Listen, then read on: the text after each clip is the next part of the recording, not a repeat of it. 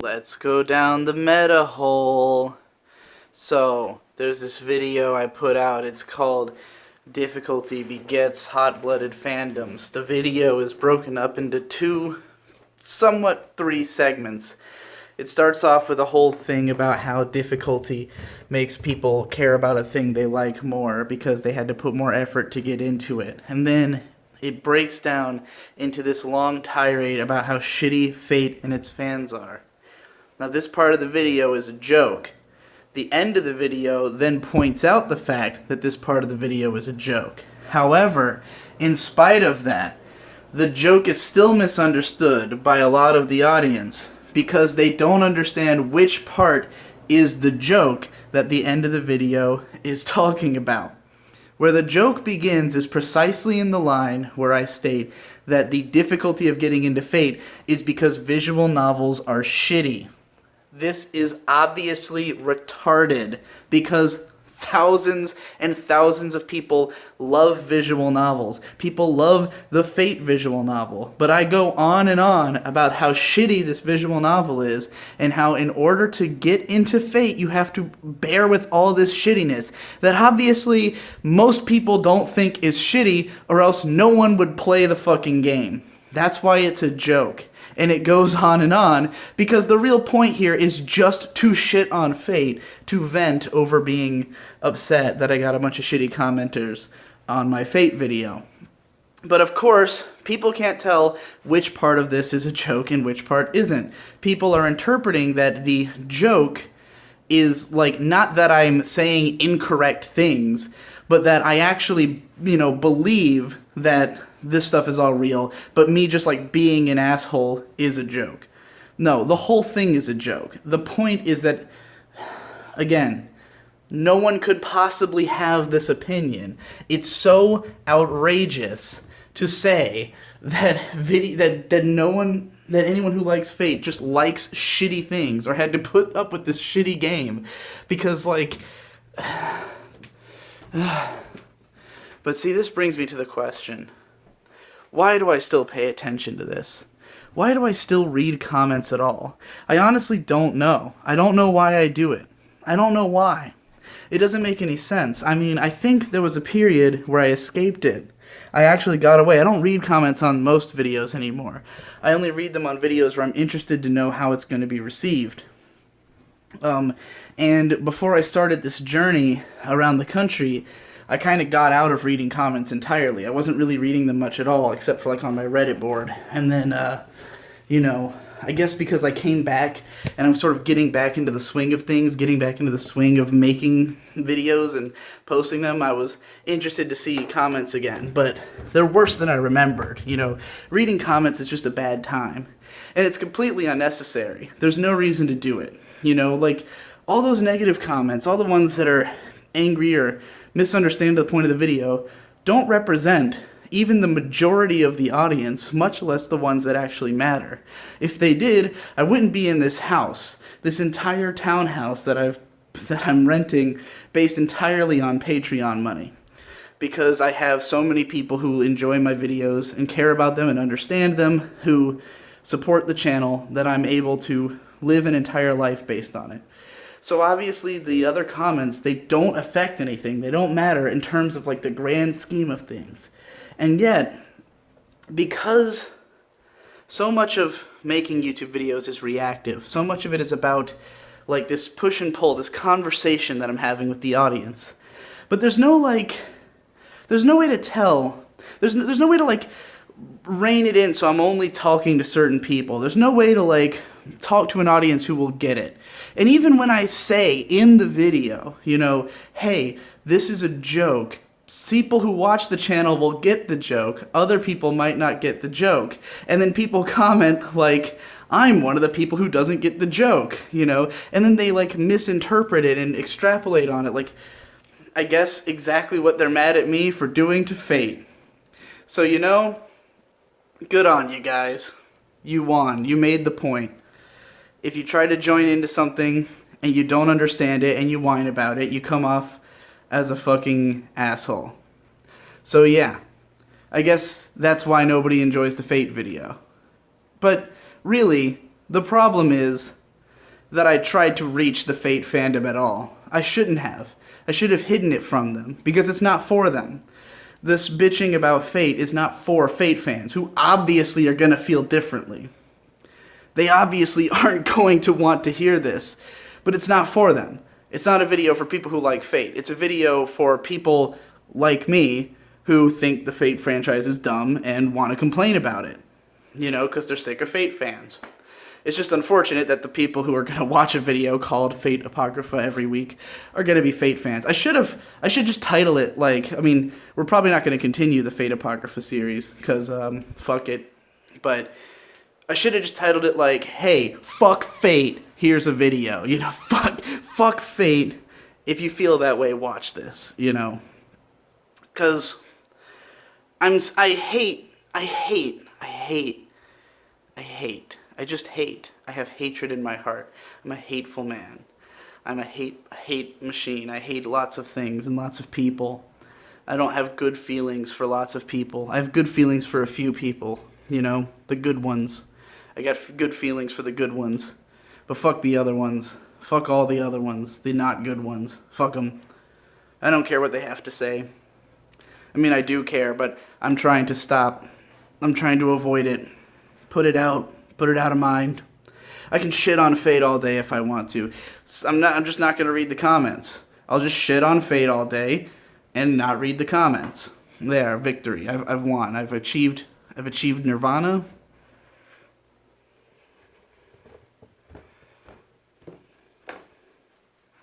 Welcome to my house. Welcome to the meta hole.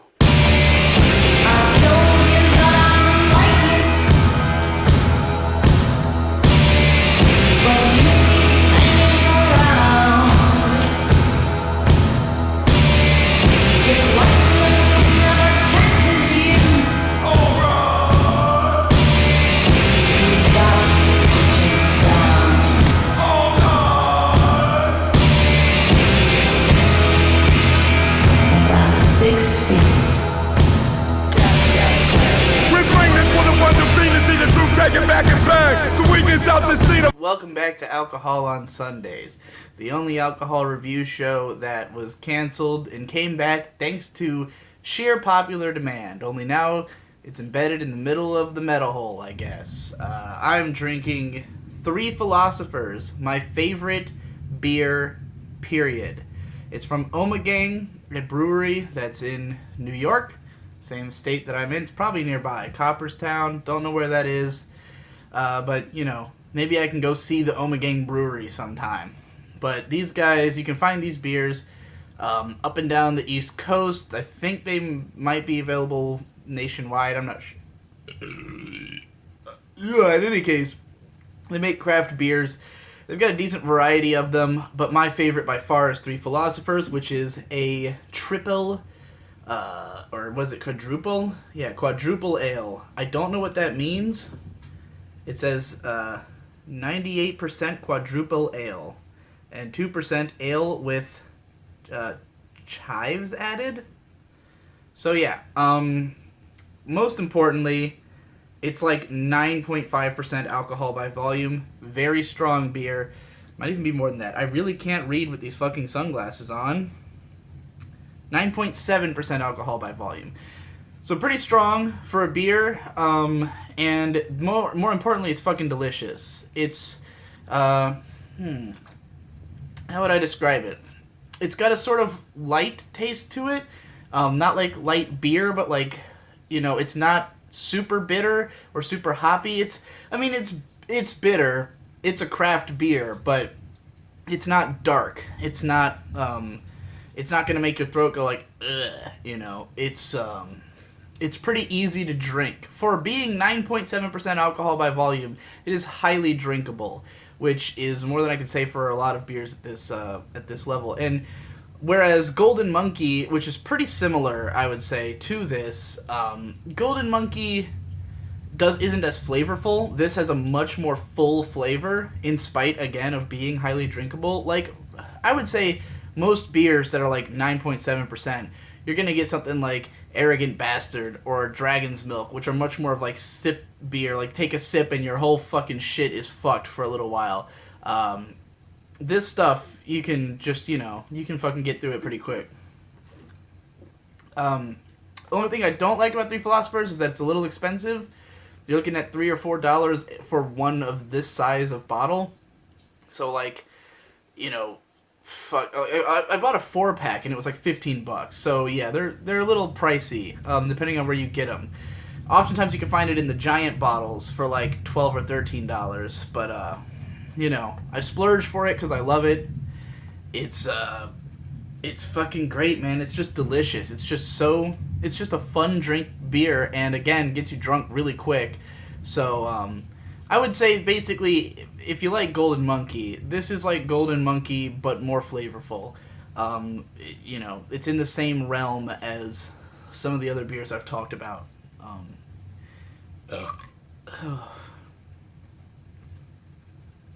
It's really good. I really like it. I highly recommend it if you can find it. The hardest part is finding it. It's not sold, everywhere. If you live in New York, they got it at Wegmans. If you live elsewhere, if you live in Virginia, they got it at Farm Fresh sometimes. If you have a beer store nearby, go to your beer store. They might have it. If you live in another country, I doubt. But I doubt that for most of the beers I've had on this show. But yeah, this is backed by popular demand. People really like alcohol on Sundays for some reason. So here you go. It's back. Now every Sunday from now on, there'll be alcohol on Sundays. Welcome to the Meta Hole. I grew up on the internet. I started using the internet when I was like 8, and I started participating in online communities when I was 11. I'm 25 now, so that's a long time. More than half my life. My entire active memory spent online. And as I've spent more and more time away from the internet, I've come to really deeply hate it. On some level, I hate what it's always been, and on another level, I hate what it's become. Because the internet's not what it was when I got onto it, or when I spent a lot of time on it. It's different now, because everything's been put in one place. The internet has been condensed into one tiny little room where everyone is. And it has completely defeated what I think was the original appeal of the internet. I think the appeal of the internet originally was that if you didn't have anyone you could connect with in person, you went online to find people you could connect with. And you would join some kind of small community. You'd join a forum, you'd join a website, or maybe you didn't even participate in discussion online. Maybe you weren't like a part of a group, but you went on there to see other people doing things that you appreciated. You went on there to see people doing things that, no one was doing away from the internet. What is this strange music coming from this lightning video now? Gibbon, what are you doing to me? What is this? What am I hearing? Whatever. You went on the internet because there was something you couldn't get offline. But the internet, because of Google and Facebook and YouTube, which is Google, that video ended. They've condensed all of the internet down to a few small places. And what this means is that the internet is no longer a bunch of small communities of people like-minded individuals hanging out. Now it's just everyone in one place. And there's advantages and disadvantages to it, right? Greater communication between different kinds of people. Everyone's kind of melting together and we all get to understand one another better. But on the other hand, now you're just in a place with a bunch of people you don't relate to who are watching you and looking at what you're doing and judging you.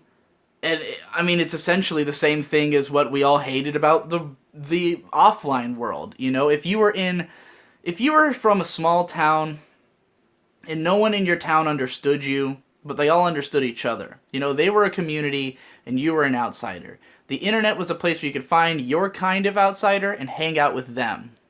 But now, the internet takes your little group that you had, your safe space, let's be honest, and it just tears down the walls of it. So everyone else is either invited in or they can look at it and they can talk about it.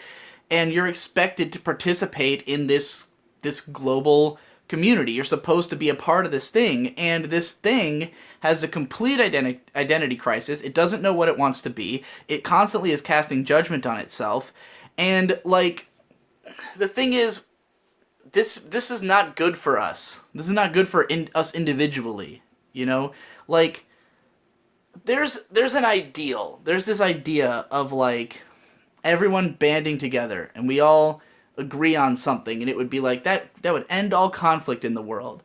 But it's not going to happen because we all disagree on what this consensus should be. And hey, maybe this is all a great experiment to figure out the consensus. Maybe we're the generation that's thrown under the bus because we have to figure all this shit out. And as we keep battling and battling, eventually a consensus gets reached and everybody's on board. I doubt it's happening though, because more likely we'll all splinter off again and form new communities again. We're in that awkward phase where everyone's standing shoulder to shoulder and being like, I kind of want my own room, you know? And eventually we're going to break off and make our own rooms again. And there's places where that happens. You've got Discord, where people are making their own little chat groups and hanging out with their own little cliques, and that's cool. You know, there's still places where it's happening online. But I just find it awkward that now, let's say you want to be a successful video maker. Use myself as an example. Why not? Why not just be obvious? This is the meta hole. You know, there used to be a time, let's say Mega Tokyo, the webcomic, which was I learned a lot about anime from participating in the Mega Tokyo forums. You've got a website, megatokyo.com.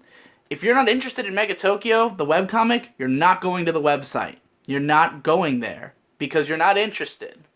So everybody goes to Mega Tokyo, and, you know, it's all fans of the comic, and they go to the forums, and they discuss the comic, or they discuss other stuff, and at the very least, we know everyone here at least has this one thing we're all connected by. We all just want to talk about this comic and whatever other things we happen to be interested in. And then eventually the forums of Mega Tokyo split into smaller communities. You've got this anime and manga board where all the big anime fans who happen to be fans of Mega Tokyo participate in this board, and it develops its own culture and it's its own little clique and group.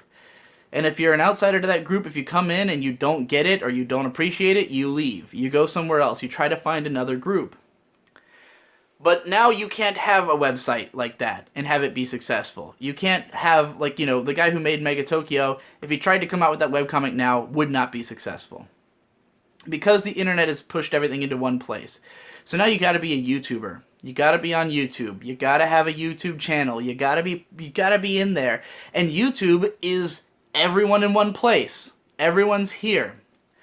Now, you can subscribe to a YouTube channel and, like, participate, like, you can be like, oh, I'm a part of this channel's audience.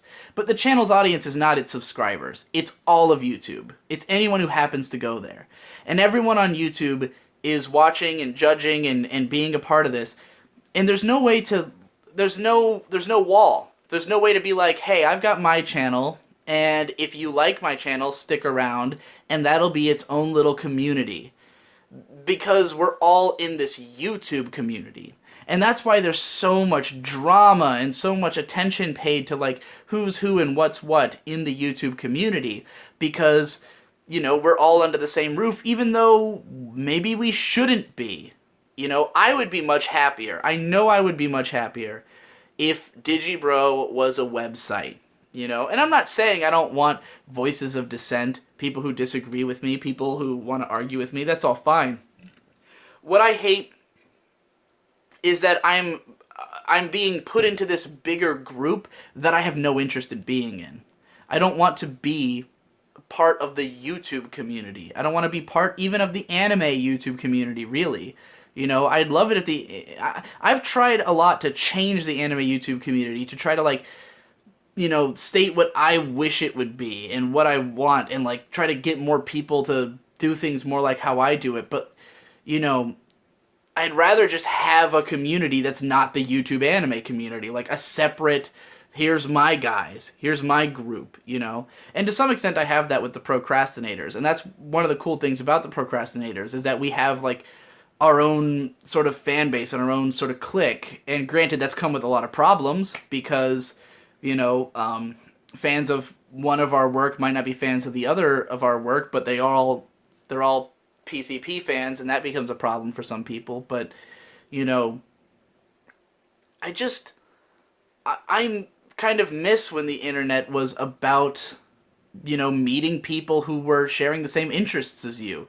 The internet didn't used to be people just constantly fucking arguing about everything. It wasn't always like that. And when we did argue, it was usually about, like, I don't know, a show, You had people on a forum arguing about whether or not .hack is good or something like that, but we're all friends at the end of the day, It's not this constant attempt to, like, character assassinate people for doing things differently from the way how you do them. Because it's literally separate communities fighting each other because they've been put into the same community space. We've been put in the same box when we belong in different boxes. And, it's just the way that the landscape of the internet has changed and shaped that way. For the last 2 months, I mostly escaped the internet entirely. I barely read comments, barely watched YouTube, barely participated in anything online. And I had tons of fun. The last 2 months were fucking brilliant. Because I spent all that time hanging out with like-minded people. People who I like. People who I'm friends with. I met them all online, sure. And the internet's still great for meeting people.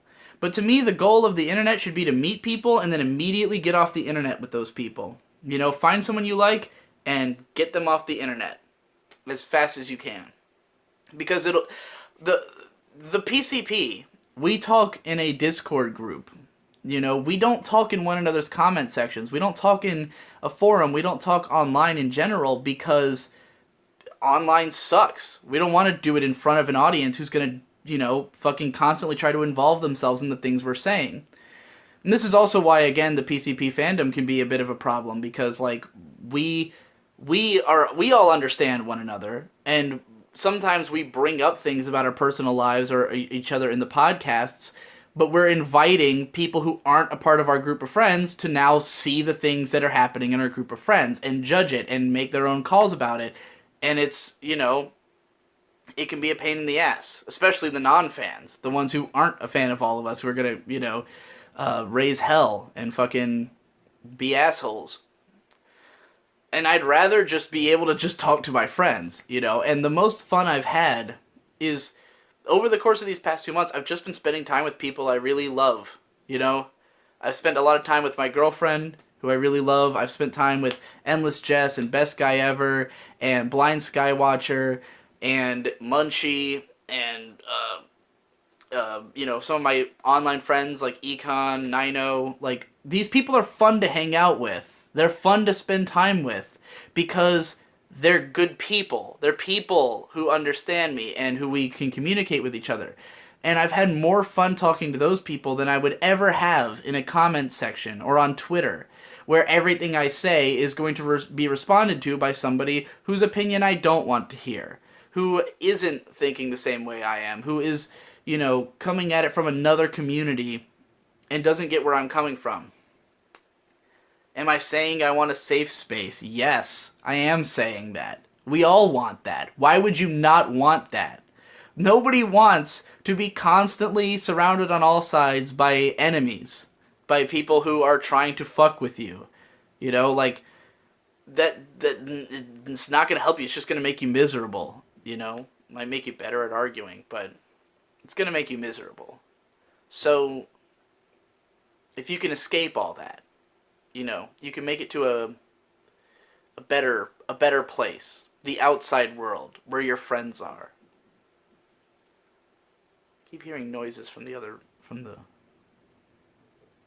neighbor's room. Am I being too loud? What time is it? It's like 9? Let's move somewhere else. I don't think those noises were related to me because they kept going after I stopped talking, but whatever. We're now in the center of the house where you've got the air conditioner noise. Would I turn off the air conditioner so that it, stops making noise? No. Because then it would get warm and I'd be uncomfortable. This is basic logic. Now, I can't deny the strong possibility that my problems with the internet have more to do with me doing it wrong than with it having changed so badly. Maybe I have been participating in the wrong places. Maybe I shouldn't be on Twitter. Maybe I shouldn't be on YouTube. Maybe there's another way. Maybe if I created a patron-exclusive chat room, then I'd get lots of great conversation about my videos, and not have to read YouTube comments. And I could leave the YouTube comments on, because I'm not going to read them anyways. There's probably plenty of ways to go about this. I'm no longer impressed as much with discussion as I once was. It used to be that a huge part of why I made my videos was that I wanted to hear what people thought of them. I wanted the affirmation, to be told, hey, I appreciated something about your video, And I still want that to an extent, especially just to make sure I'm not fucking up, I want to make sure that people are satisfied with the content I'm putting out, that my fans don't hate me now. But, in a way, the numbers speak for themselves. I'm not losing subscribers.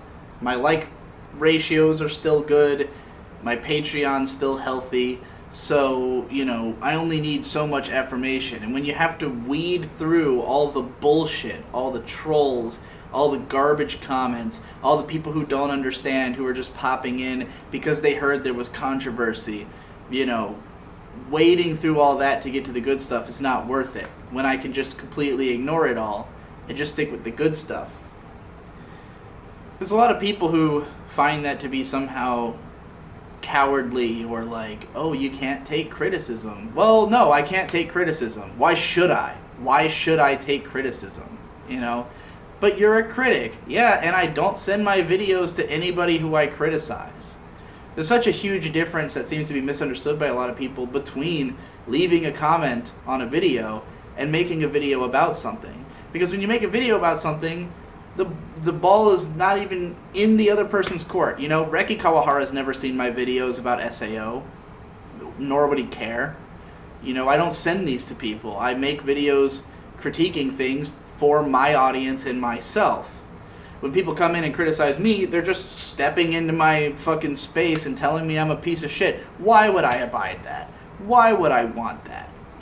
People who I don't even know, who have nothing to do with me, criticizing my videos. I'll take criticism seriously when it comes from patrons. People who are actually lining my pockets. Like, if they don't like the videos, I have a problem. If Rando A, who doesn't even like the concept of anime analysis, has a problem with my videos, he can fuck off.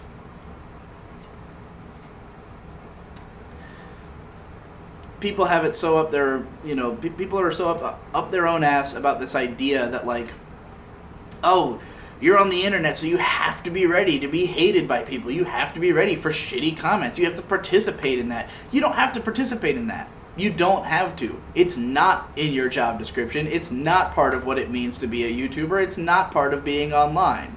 It's just assholes who want to do that, who are trying to sell you a narrative that you have to participate so that they can keep doing it, so that they aren't a bad guy in their own mind. They have to justify their actions by telling you that, you're wrong if you don't participate, when you don't have to. They don't set the rules. They are worthless idiots who you don't have to listen to. If it's not affecting how you get paid, you don't need to worry about it. If it's not affecting your own, your own self-worth, don't worry about it. It doesn't matter. None of it matters. These people just want to matter. So they're going to convince you that they matter, that you have to participate in what they're trying to do to you, and you don't. Because they don't set the rules. You set the rules, insofar as you can afford to.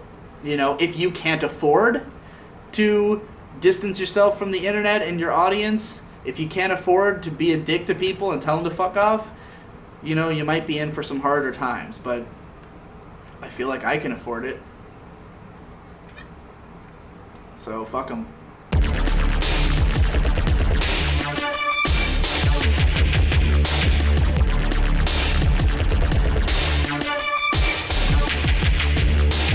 Welcome to Manga Mondays, the only manga review show that goes on hiatus for a month and a half and comes back on the wrong day in the middle of a different video.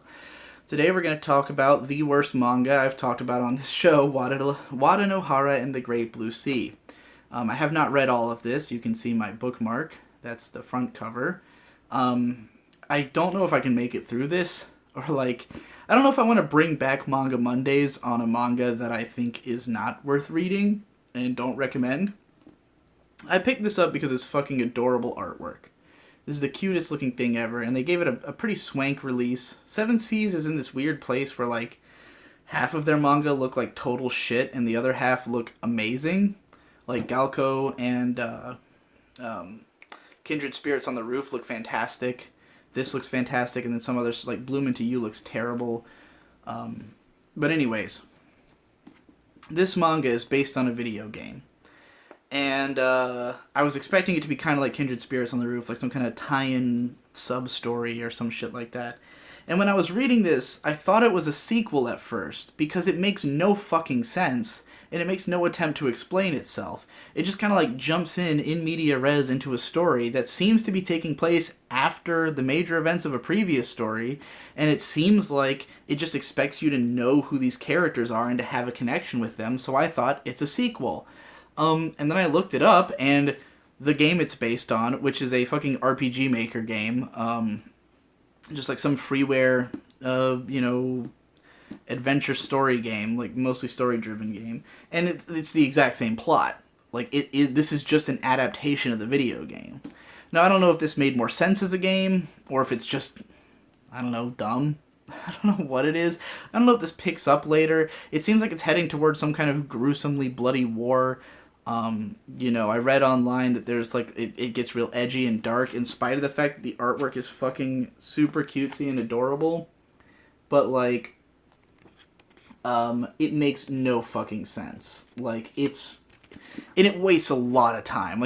There'll be a whole chapter just dedicated to a character greeting another character and just dicking around, lots and lots of cutesy art, and that's about it.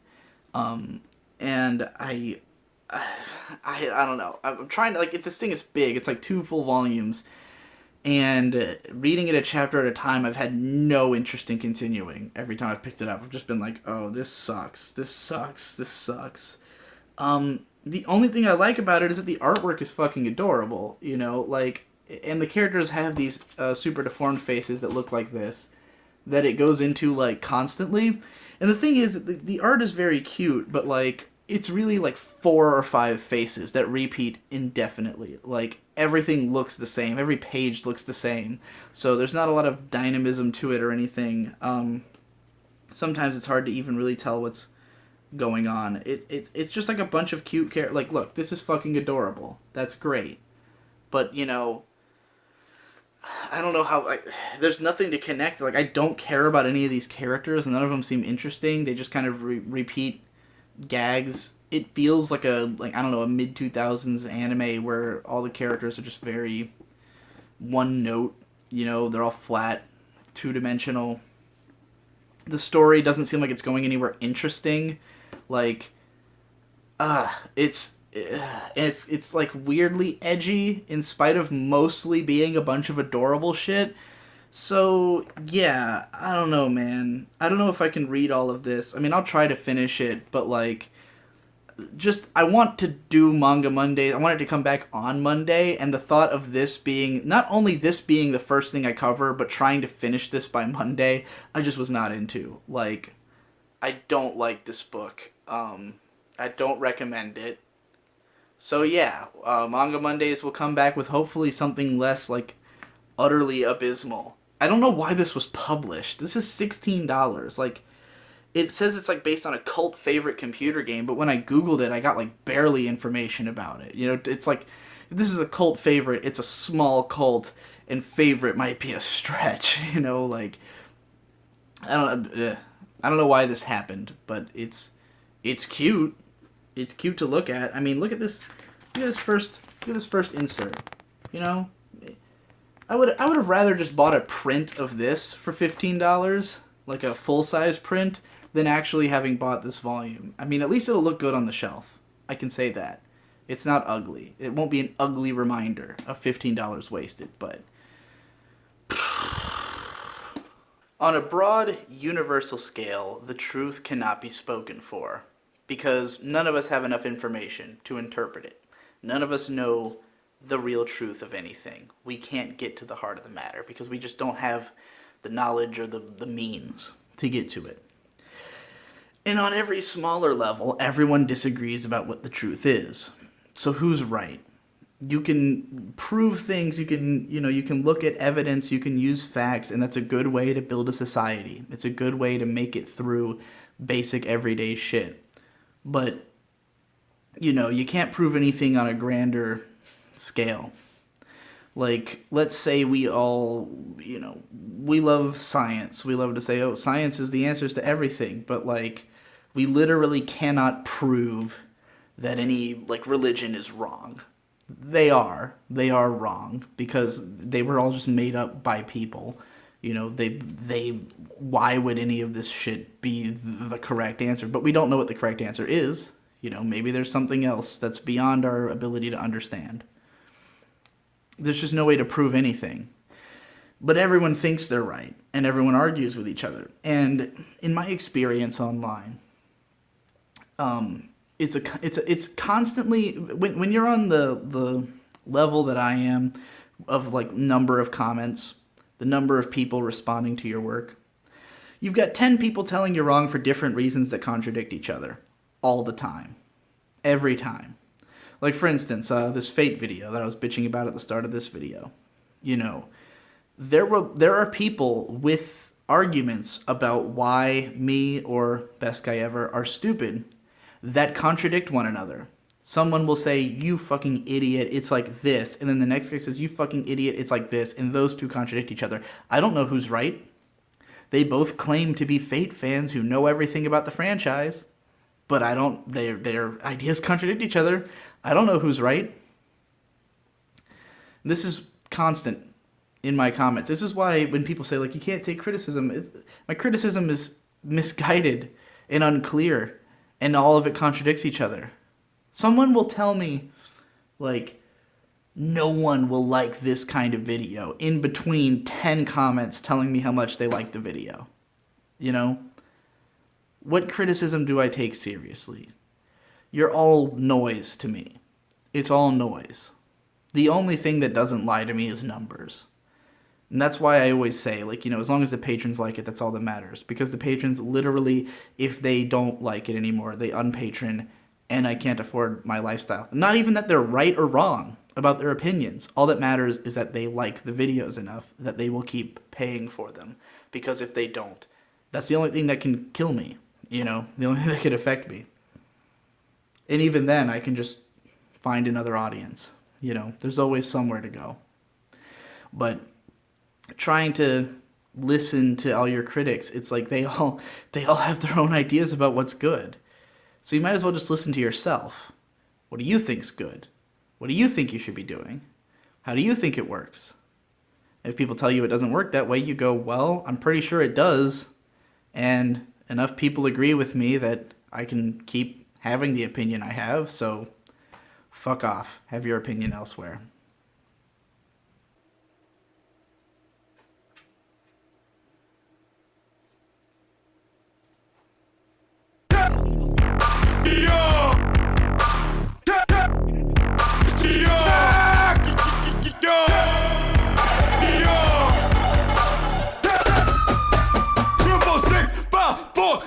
Atomic penetration, rapid fire through your skull. Shot it on when taking it back to the days of trying to lose control.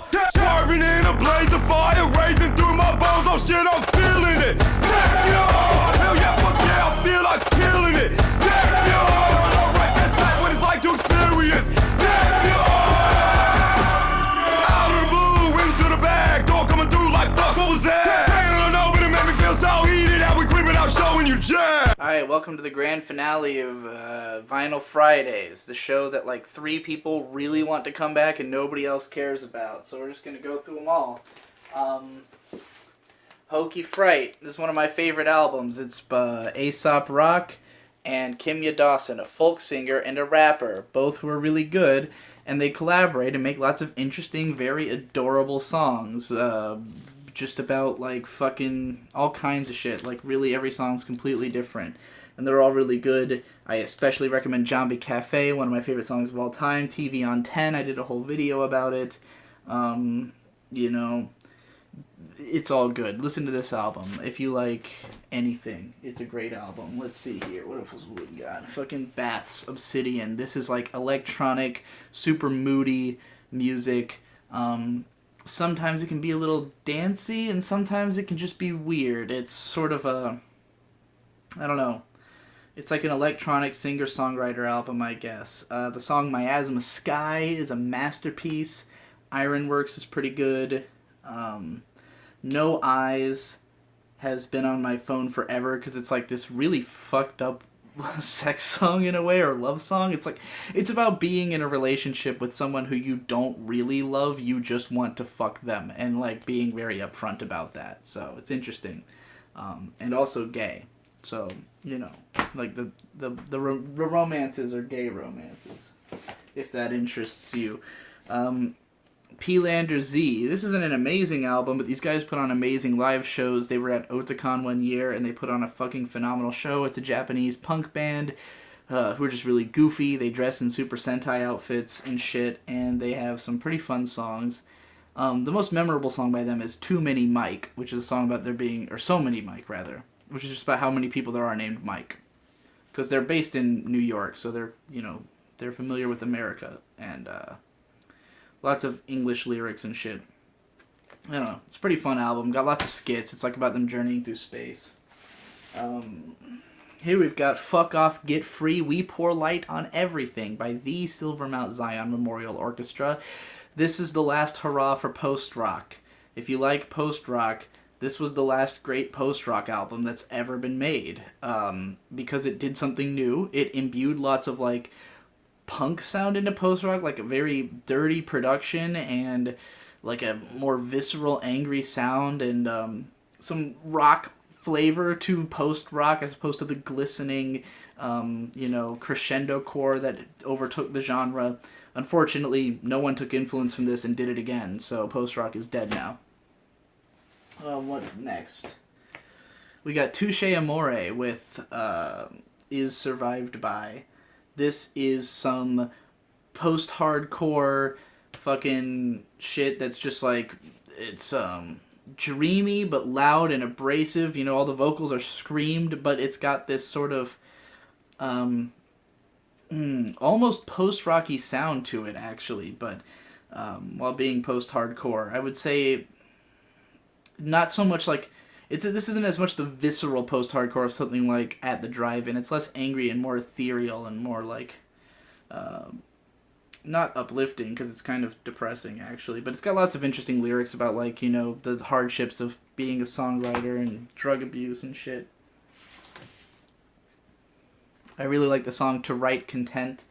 And, what's the other one I really like? To Write Content... I highly recommend, and Praise/Love. Both of those are really good songs. Here we've got Uncle Acid and the Deadbeats, Bloodlust, which was the most recent addition to my collection, I think. Stoner rock that sounds like it's recorded in the 70s on a shitty 8-track out in a fucking shack. Or a barn, rather. Yeah, I mean, it was recorded on an 8-track, but it's got a... It's like a... It sounds like it was recorded in the 70s, but it's using lots of, like, modern technology to create this really interesting sound. It's very horror-influenced, very creepy and cool. I highly recommend songs like Withered Hand of Evil, and Death's Door. Those are probably the best ones, because they have these epic guitar solos at the end of these, like, 7-minute songs. Really cool shit. Jeff Rosenstock, Worry. This is like my favorite album right now, the one I've been listening to a lot. It's some punk rock with lots of heart and soul to it.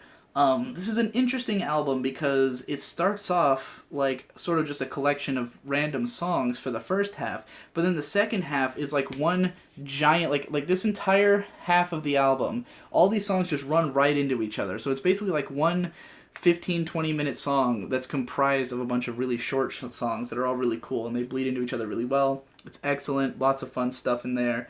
And even before those, Festival Song is a phenomenal fucking track. Wave Goodnight to Me is great. And then the rest of it, I recommend just listening to all at once, because it's best that way. Father John Misty, I Love You Honey Bears. Father John Misty's sound is very sad and fucking depressing, but this is a strangely uplifting album because it's about Father John Misty getting married and about his relationship with his wife. And so it's kind of about the whole world is shit, but at least I love you is kind of the theme of the album. This is totally the album of my current relationship, particularly the opening song, I Love You Honey Bear, is exactly how I feel, and True Affection, and all of it. This album is how I feel about the relationship I'm in right now. So it's even more magical than it already was. What else we got here? Oh god, this is gonna knock everything over. Oh Jesus. We got Death Grips, The Powers That Be, which is 2 albums really, 2 short albums. The first one is Niggas on the Moon, which is just insane, experimental, crazy, industrial hip-hop that sounds like, I don't know, it sounds like glitch music or some kind of breakcore or something. It's like totally fucking off the rails. It's like 30 minutes that all bleed into each other like it's one giant song, and it's fucking great. Then there's Jenny Death, and Jenny Death is, it's more of like a almost rap metal, but in a totally new way that's never been done before. And there's a lot of variety on there. It's got some of my favorite Death Grips songs, like Inanimate Sensation on GP, but it also has a lot of songs I'm not as into. It's one of the more popular Death Grips albums, but, you know, I'm divided on it myself.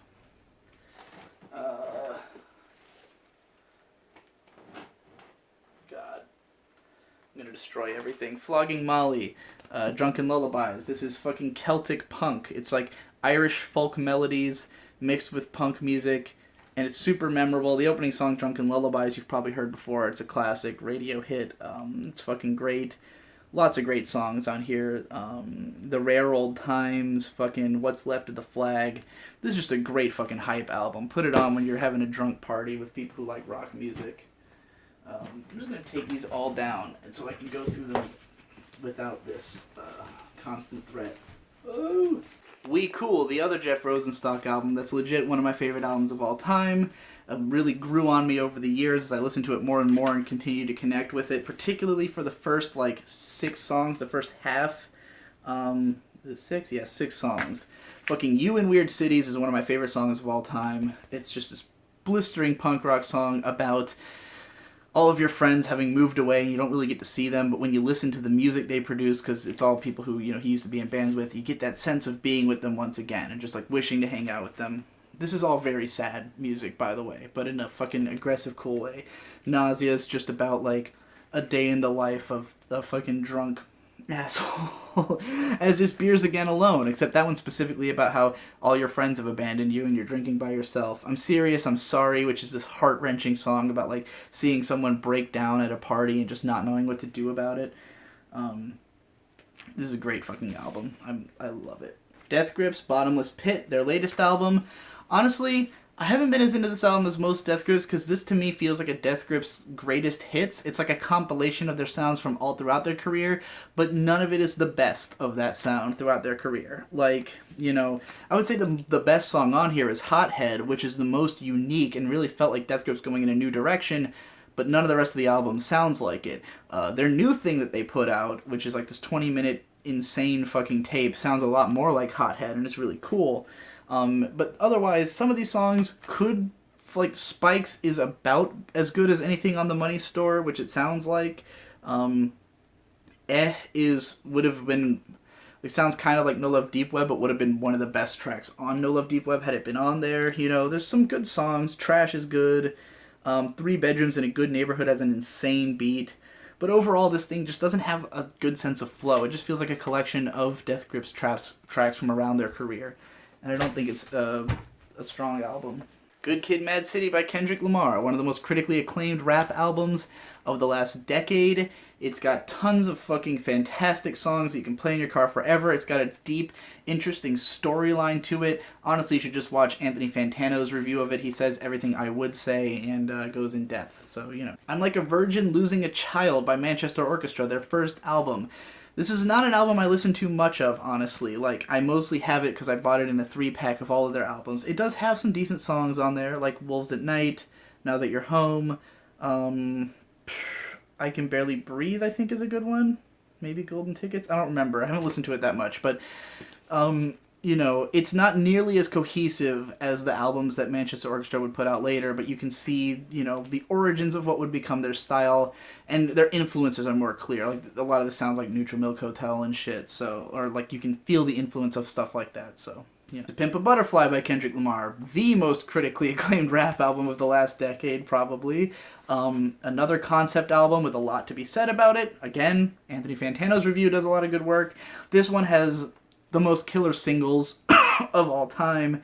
King Kunta, For Free, fucking Alright, You, which has the greatest music video ever. The Blacker the Berry, and all amazing songs, and everything in between is great too. This album's long as shit, so. No Love Deep Web by Death Grips. Can't take it out of this casing because it's got a picture of the drummer's dick on the cover. This is probably my least favorite Death Grips album, honestly. It's a lot more just like, the sound is kind of stripped back, and it's very just like drums and bass, like it's just like intense and pummeling, but tonally kind of inconsistent, because early on it seems like it's just going to be this dark, brooding album, but then as you get into the later tracks it gets really goofy and weird, and it ends on this very great song, Artificial Death in the West, that's kind of dreamy and like totally out of character for Death Grips. It's like a chill song, so it's kind of all over the place, which is why I don't feel like it coheses well as an album, but it's got some great tracks on it. Come Up and Get Me, the first track, is probably my favorite. Plastic Beach by Gorillaz. Just the most like lush and thick and like thorough Gorillaz album. Gorillaz is a band known for their combination of different sonic styles. They combine hip-hop, electronic, rock, all kinds of stuff into one package.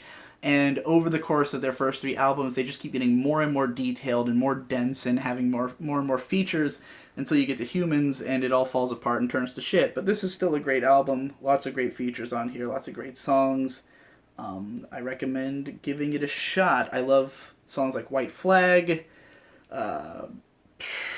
Stylo, Superfast Jellyfish, fucking Cloud of Unknowing. There's some weaker songs on here. I'd say this stands up better as an album. Like, the album experience is better than the individual songs, but a few of the songs are really great. Anamanaguchi's Endless Fantasy, the most endlessly re-listenable 80-minute album of all time. It's all chiptune metal music, basically.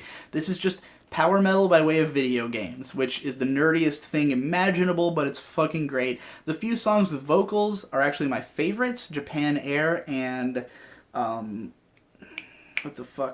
Prom Night.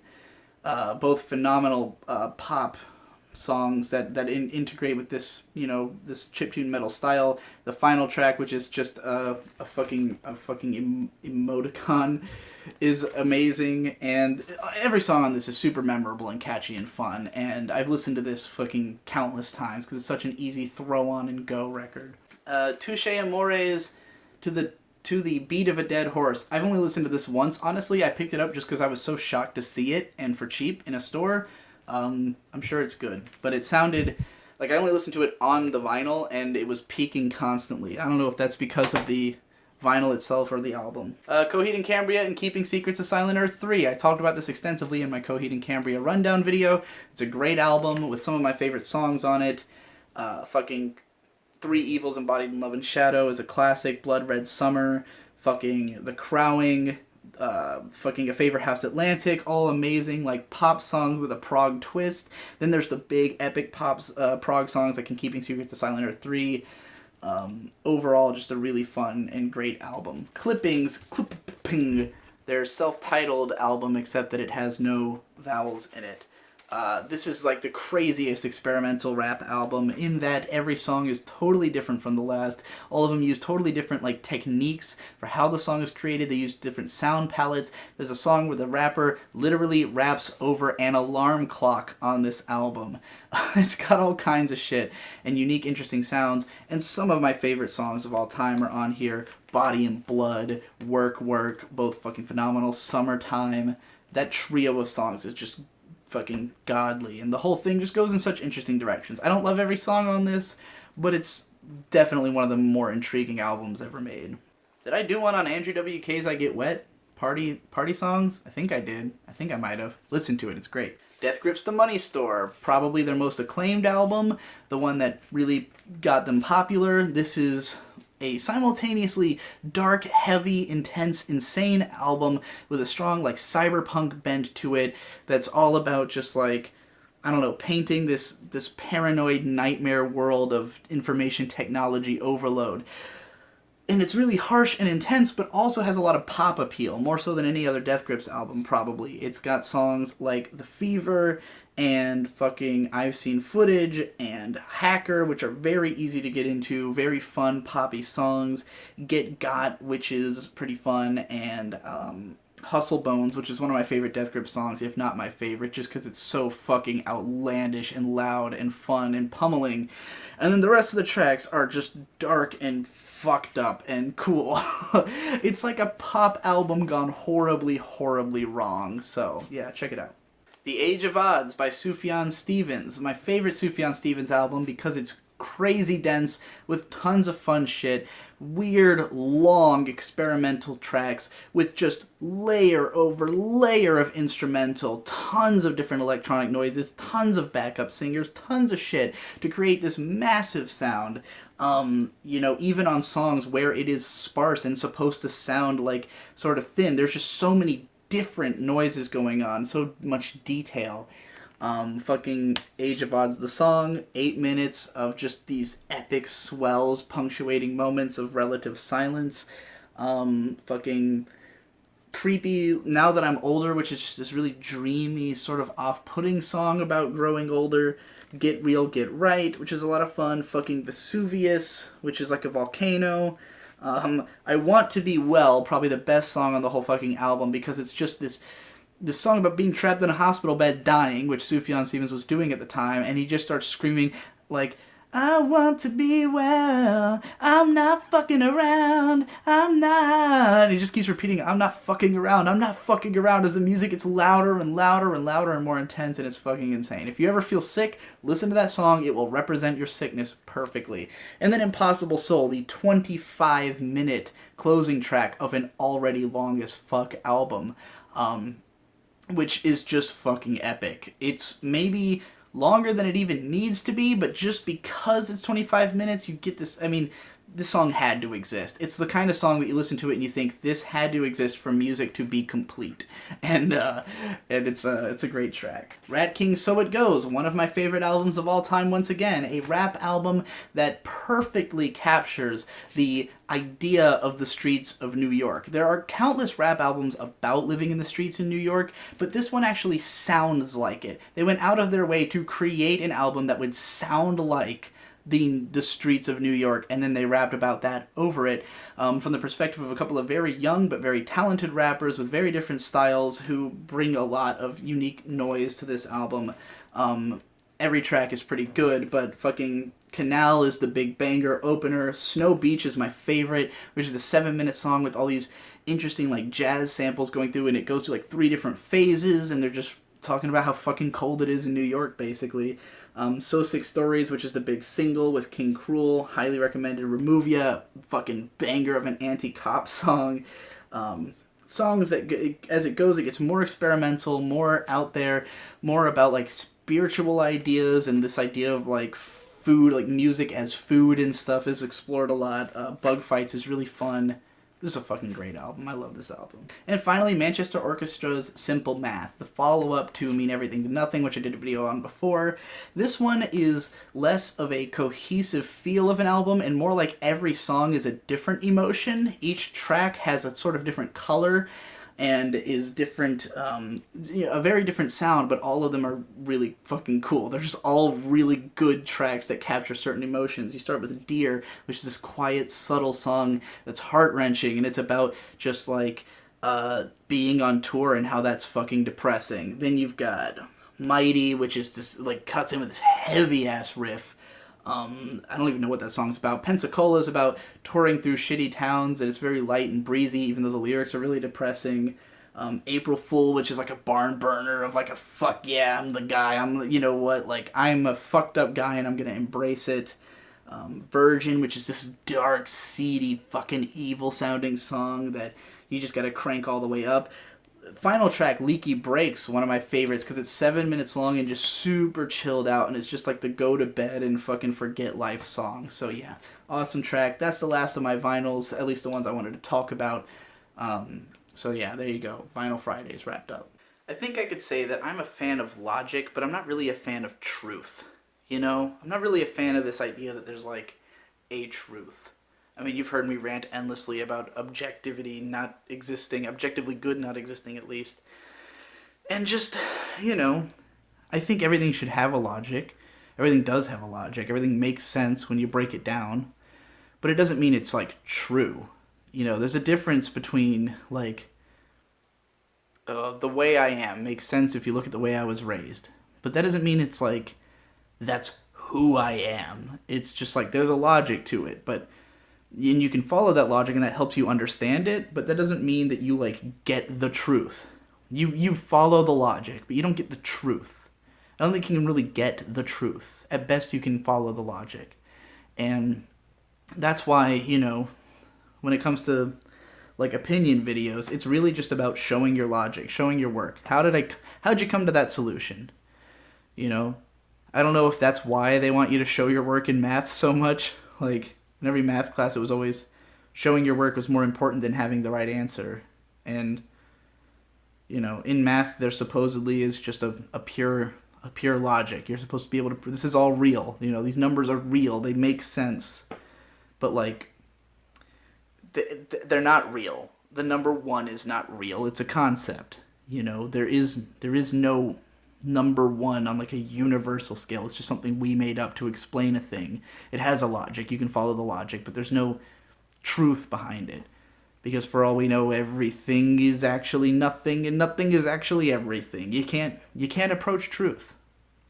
So, you know, I just try to follow my logic.